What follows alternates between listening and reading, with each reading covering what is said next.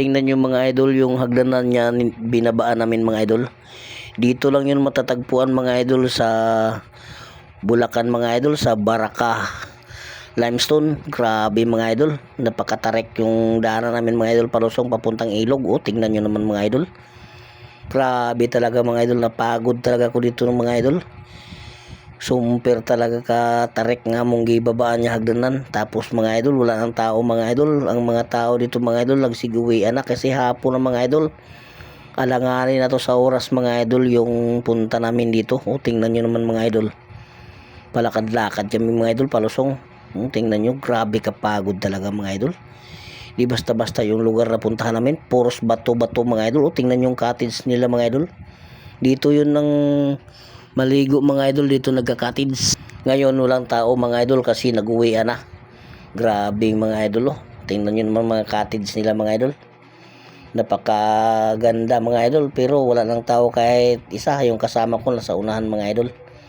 Tingnan yung kasamahan ko mga idol, bumili pa siya ng yosi. Grabe kalayo yung lakad namin mga idol. Yung motor namin mga idol tuwa lang sa taas mga idol. Nandun lang yung sa taas ng motor namin iniwan mga idol, kasi grabe talaga, napakahirap dito. Dito lang yan matatagpuan sa Baraka Limestone, sa malapit sa North Sagaray. Malalaki ng mga bato mga idol, napakataas. Grabe pag maglindol yan mga idol, sigurado tabunan talaga yung ba.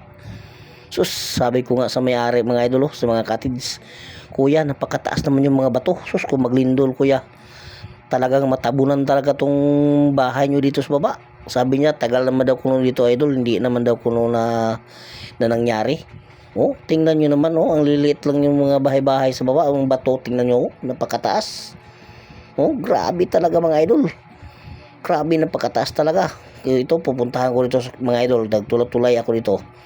Tingnan ko dito mga idol yung tubig.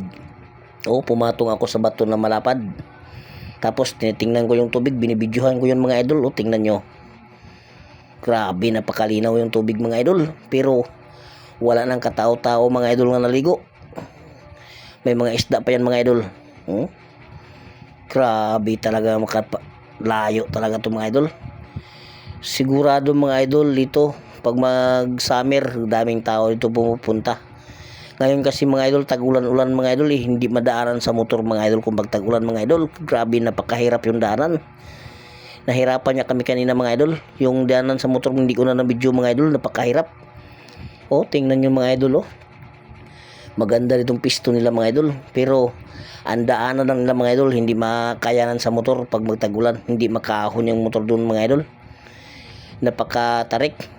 Sabi ko sa kasama ko mga idol, pupunta kami yun sa may dulo banda, tapos uuwi na rin kami kasi hapon na ni mga idol, nasa mga alas 5:20 na mga idol. Grabe, napakalayo yung gala-gala namin, biglaan lang kasi itong mga idol.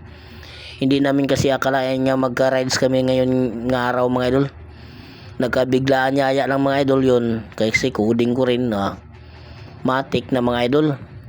Mamaya mga alas 6 mga idol, pauwi na rin kami. Tingnan nyo mga idol, ang lalaki ng mga bato nasa taas. Grabe, napakatakot talaga tingnan mga idol.